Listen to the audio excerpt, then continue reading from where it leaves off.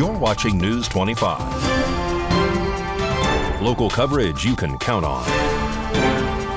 News 25 is brought to you by J.K. Nelson Law, voted best of Pahrump for 4 years. Give them a call, 775-727-9900. News 25 is also brought to you by Gunny's Air Conditioning and Heating. New, service, and repair. Call Gunny's, 775-727-6800.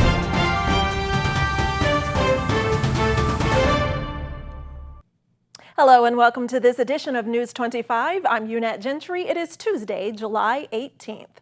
Well, the woman who was babysitting the child who went missing recently on July 16th is now arrested. Here's RJ Camacho reporting. Regarding the child that went missing on July 16th in Pahrump, the babysitter, identified as Camille Sabolt, was arrested on the same day. According to the declaration of arrest, Camille, who was temporarily residing at the residence, allegedly went outside to get away from the child because they were throwing pillows inside the residence. Allegedly, Camille heard the child calling out to her but ignored them, and when Camille went back into the residence, she noticed that the child was no longer there, and, according to the declaration of arrest, was allegedly not concerned and then went to sleep. She was later on awoken by the father of the child, stating that the child was no longer home. Thus, the report of the missing child ensued, which Nye County Sheriff's Office, Nevada Highway Patrol, Nye County Search and Rescue, and volunteer residents began searching for the child for hours during an extreme heat warning. Officers stated that Camille allegedly showed indications of being under the influence of a controlled substance, and she admitted to allegedly smoking meth inside the residence earlier that day. According to the declaration of arrest, she allegedly smoked meth in the living room as the child was in their own room. Camille Sabolt was then arrested and charged with child abuse or neglect and being under the influence of a controlled substance. The child was found later that day by the father in Comstock Park. The child was found with a friend of the family, and police are currently investigating whether or not the child voluntarily went with the family friend. News 25 will continue to update you on this ongoing story. In more local news, the lithium drilling project that was supposed to occur on land near Ash Meadows is now paused by the Bureau of Land Management. The Bureau of Land Management has been reported to be putting a pause on the lithium drilling that was to occur just north of Ash Meadows, the National Wildlife Refuge in Amargosa Valley. The backlash received by BLM from both environmental groups and residents in multiple communities related to Ash Meadows has influenced this decision. ROVER Metals, the Canadian mining company that planned to commence the drilling, is now required to submit a full plan of development for environmental review of the company's proposed lithium drilling project. Once submitted, BLM will continue to cooperate with ROVER Metals in moving forward with the environmental review. Rita Henderson, a spokesperson for BLM's Nevada State Office, stated that nothing is going to happen until we do a complete review. BLM itself has also stated that they will complete any necessary consultation requirements with Native American tribal governments. An environmental review for ROVER Metals' proposal also will include opportunities to comment on the project. After all reviews have been conducted and finalized, BLM will then determine if ROVER Metals' lithium drilling project will move forward. News 25 will continue to keep you updated on this story as it progresses. Well, News 25 is speaking with a Republican female running for senator. Hey everybody, my name is Stephanie Phillips and I am running for the United States Senate seat for the Republican side against Jackie Rosen. I have lived in Las Vegas for 30 years and I have been in the real estate business that whole time. I own my own business and I own and operate a nonprofit as well. I have 2 kids, and the reason I got into politics was back during COVID when they shut us down. They called us non-essential. They wanted to stick a needle in our arm in order for us to keep a job. They closed our schools and our churches, and we couldn't worship. Everything they did to us was un-American and unconstitutional. And I told myself then that I would be running for office, and I'm jumping in this 24 election, and I want to represent people for the right reasons. I'm tired of these career politicians that go to Washington, they forget about us, and they line their pockets on the backs of American people. So I'm here to represent you. I'm here to work hard for you, and I'm going to be a public servant the way it's supposed to be. It's your agenda, not my agenda. Our kids, we need to protect our kids. They are forcing this ideology down their throats. They're having drag queen story hour for 3-year-olds in the library. They are putting boys in girls' locker rooms, bathrooms, and in their sport programs.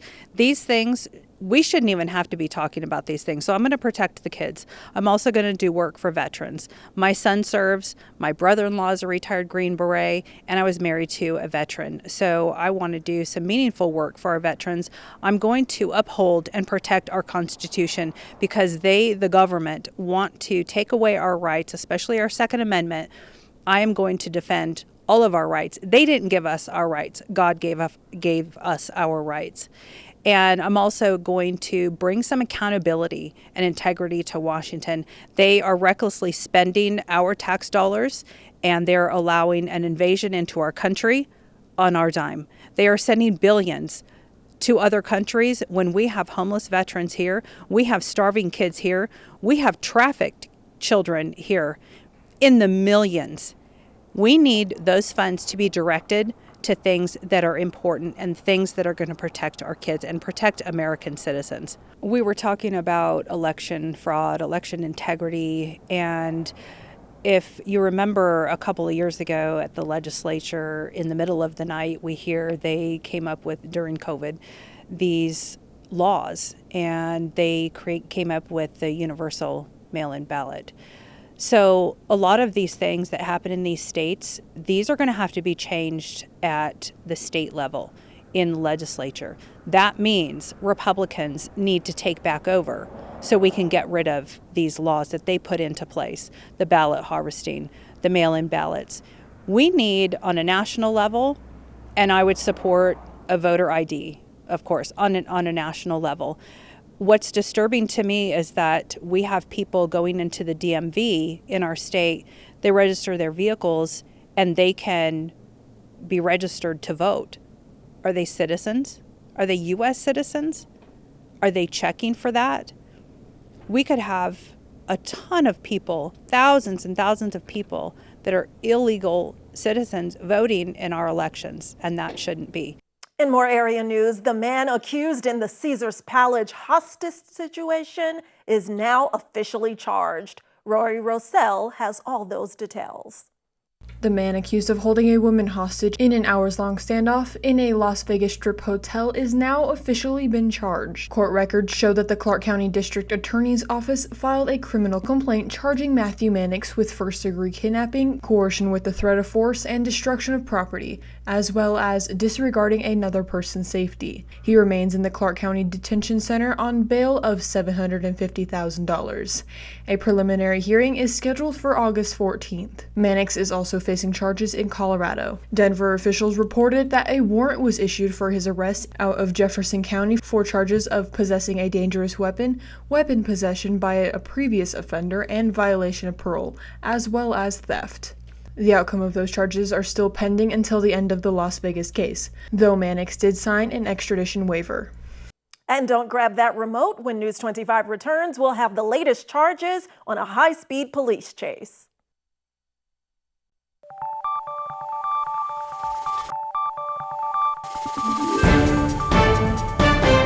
You're watching News 25. Local coverage you can count on. Welcome back. Well, the man who NCSO deputies say was involved in a police chase that happened here in Pahrump on July 13th is now arrested.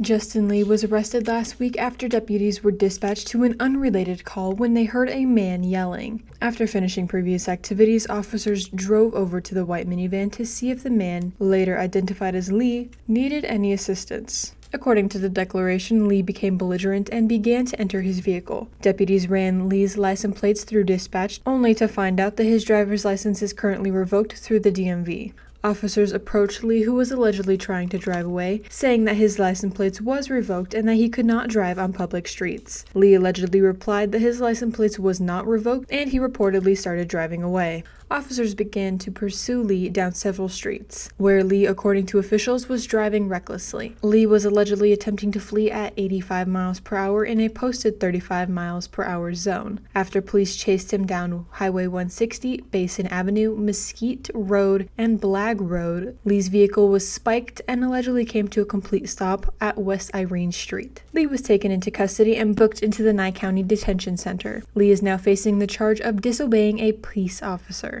Well, it's almost that time of year again. Back-to-school immunization events are now set to happen in Beatty and Amargosa tomorrow. The community health nurse will host back-to-school immunization events in Beatty and Amargosa Valley in mid-July. The Beatty Clinic will be Wednesday, July 19th, 10 a.m. to 1 p.m. at the Community Center, 100 South A Avenue. The Amargosa Valley Clinic will be held Thursday, July 20th, 10 a.m. to 1 p.m. at the Community Center, 1640 East Farm Road. Pahrump and Tonopah vaccines are available by appointment. Please call 775-751-7070 for scheduling and cost information. Please bring ID, insurance, and proof of income to the appointment. Anyone with exceptions like no ID will need to call to speak to a staff member regarding the appointment. Nevada is receiving some much-needed educational funds to the tune of nearly $70 million to go toward an education program for our state's youth. The state of Nevada is announcing that a new childhood literacy program that is being launched will be receiving $70 million to get started. The program is called the Early Childhood Innovative Literacy Program, and the first round of funding was announced by Governor Joe Lombardo and the State Department of Education. Funding comes from Assembly Bill 400, which is a bill that is to provide more options for families to take their children out of public school and send them to alternatives such as private or charter schools. The Early Childhood Innovative Literacy Program also has a competitive grant application opportunity that is currently available. The opportunity in question grants innovative approaches to early childhood education and will also be prioritizing projects that help children under 6 years of age in improving literacy and readiness. This opportunity also is meant to help serve areas with a higher proportion of children in need. Funds that are to be awarded through this process are meant to supplement existing general funds and will not be replacing them. The opportunities in question for those wishing to apply for funding include funding to expand access to high-quality preschool. This opportunity is open to new and existing Nevada-ready state pre-kindergarten recipients. The other opportunity is for establishing a new innovative program or to expand an existing early literacy program that supports children less than 6, their families, and early childhood professionals. Those eligible to be applicants include school districts, sponsors of charter schools, and nonprofit organizations. Applications are due on July 26, and for more information, you can visit doe.nv.gov. Well, our world champion basketball team, the Las Vegas Aces, are heading to the White House next month to celebrate their 2022 WNBA championship. The 2022 WNBA champions, Las Vegas Aces, will celebrate their championship in the nation's capital next month. The White House announced on Monday that President Joe Biden and First Lady Jill Biden will welcome the Las Vegas Aces on Friday, August 25th, 2023. Coincides with the road game scheduled for the following day against the Washington Mystics. All right, if you need a discount on school supplies, we'll tell you who applies after this break.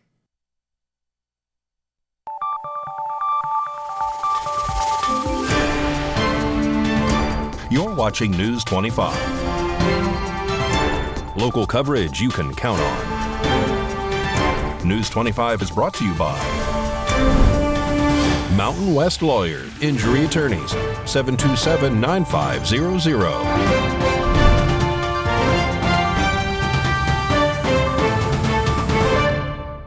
Welcome back to News 25. Well, teachers and other educators are who are making the grade when it comes to who Sam's Club is offering discounted memberships to just in time for back-to-school shopping.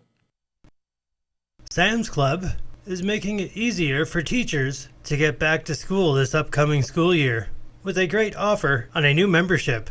A limited time deal will be provided for local teachers, which will reduce fees by 60%, making the membership just $20. The deal is available online at samsclub.com, and it must be redeemed by Tuesday, August 15th. For new members who are state licensed, certified pre-K classroom teachers, pre-K through 12 principals and assistant principals, pre-K through 12 school employees, or college and university professors. Well, summer is still in session, so with kids off of school for a few more weeks, parents still have a lot more on their plates, like juggling camps, sports, and their jobs. And it can quickly become overwhelming. So what can parents do to stay sane with those busy summer schedules? I think the first thing to remember is that you don't have to do something new and wonderful every single day to keep them interested. Kids also enjoy regularity. Dr. Dawn Potter is a psychologist for Cleveland Clinic. She says another tip is for parents to have a broad plan for summer and then take it week by week, making changes as they need to. And don't feel pressure to follow a strict schedule with your kids. She understands it can be hard, especially if you've got work too. You also shouldn't feel bad if you have to say no to things. For example, it's okay to skip a baby shower or birthday party if needed. It's important to take time for yourself. And finally, don't be afraid to ask for help. She knows some parents may feel guilty about it, but they shouldn't. Sometimes people feel like they don't want to impose on people, or that they should be able to do it all. Like, I should be able to do this. These are my kids. I should be able to manage it. Or I don't want to burden somebody, they're busy too. And we need to remember that other people can say no to us. So if we never ask, then we never give that person the opportunity to decide for themselves. And if you notice your stress or anxiety does not seem to get better with time, medical experts recommend speaking with a mental health professional. News 25 Weather Cam is brought to you by Lerner and Rowe Injury Attorney's Office in Pahrump. In a wreck, need a check? Call 702-877-1500. We're taking a look outside of our Lerner and Rowe weather cam at the mountains of southern Nevada. It's a blue sky with a few scattered clouds. We'll take a closer look at those rising temperatures after the break.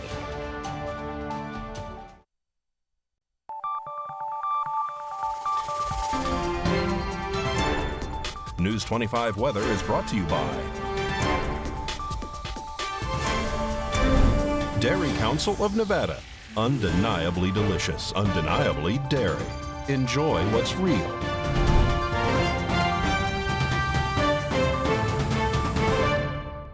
Hi, good evening. It's Don Kohler from the KPVM Channel 25 Weather Studios, all up and down the Ace Country Radio Network and worldwide on the local BTV app, the app that makes you say giggity, giggity. It's so much fun. Fernley saw 98 today, Fallon up to 99. Carson City and Tonopah are combined weather twin cool spots at 94 degrees. Congratulations. So cute together. 96 degrees out there in Goldfield. Beatty all the way up to 106, and those donkeys are withering. My gosh, Amargosa's 112. That's an impressive hot spot today in Las Vegas. You're not doing too bad yourself at 108. Out in Death Valley, oh my Lord, hottest place on the planet. It's just miles away, 123 degrees. But here in the paradise of Pahrump, let's take a look at 107. That's today's high. That's our current temperature. Winds out of the south-southwest is 14 miles per hour. Not too bad, but not really taking the edge off either. The sun rose this morning at 5:40, and it's setting this evening just before 8 bells. Look for the sun to go down at 7:59. We'll head for our low tonight of 81 degrees with joy in our hearts and searching the skies for beautiful star watching. It's going to be good tonight. Going to be good. And as we head on into the week, 3 days of sunshine, 4 days of clouds. How about that? And other than that, the temperature's hovering right around 110, 6 degrees on either end of the weather window here with the seven days going in here. Winds about 10, 12 miles per hour. You know, you'd think those clouds would give us a little something on Saturday, Sunday, Monday in the way of heat relief. And I guess the temperature does come down a little bit, finishing out the week at 106. We start the week at 107. I guess that's progress. I don't know. I guess that's summer. How about that? Back to the desk. Here's Unette.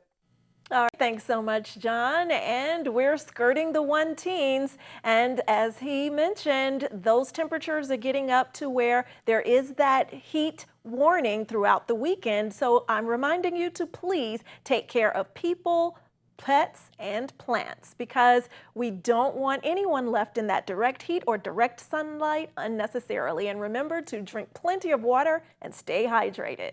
Well, that does it for this edition of News 25. I'm Unette Gentry, and from all of us here at KPVM and A's Country Radio, thanks for joining us, and we'll see you next newscast. Good night.